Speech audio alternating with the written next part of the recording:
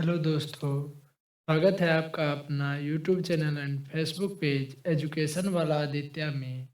तो आज हम इस वीडियो में चर्चा करेंगे एनसीईआरटी बुक्स समरी सीरीज के बारे में, क्योंकि किसी भी परीक्षा का आधार एनसीईआरटी ही होता है।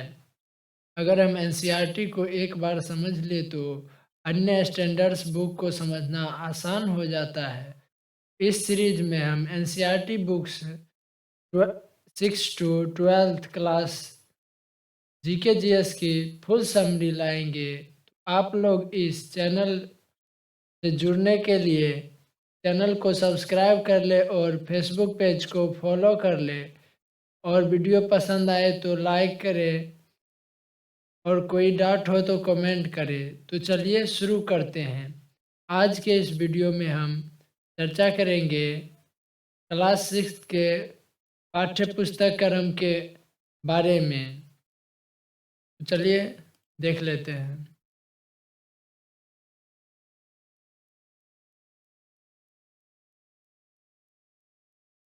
कक्षा 6 में कुल 10 चैप्टर होते हैं इतिहास में।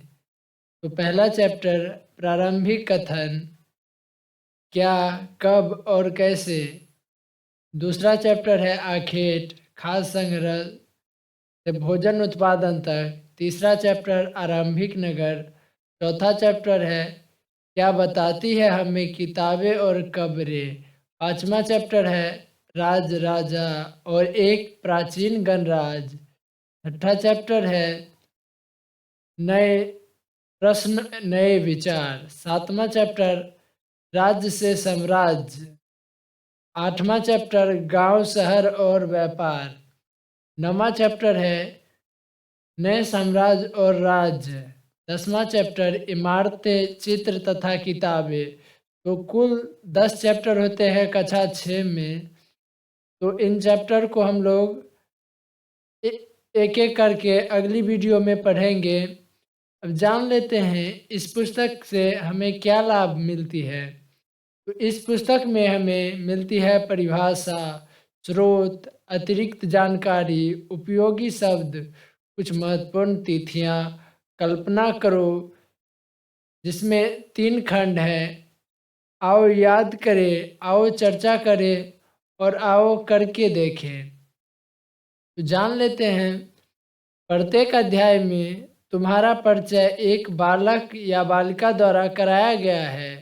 प्रत्येक अध्याय में कई विभागों में बांटा गया है। इन विभागों को बांटने, इस पर आपस में बातचीत करने और समझने के बाद ही अगले अध्याय की शुरुआत करो। कुछ अध्याय में कुछ परिभाषाएं दी गई है। कुछ अध्याय में स्रोत के एक अंश दिए गए हैं। इन्हीं के आधार पर इतिहासकार इतिहास लिखते हैं। इन्हें ध्यान से पढ़कर इनमें दिए गए प्रश्नों पर चर्चा करो।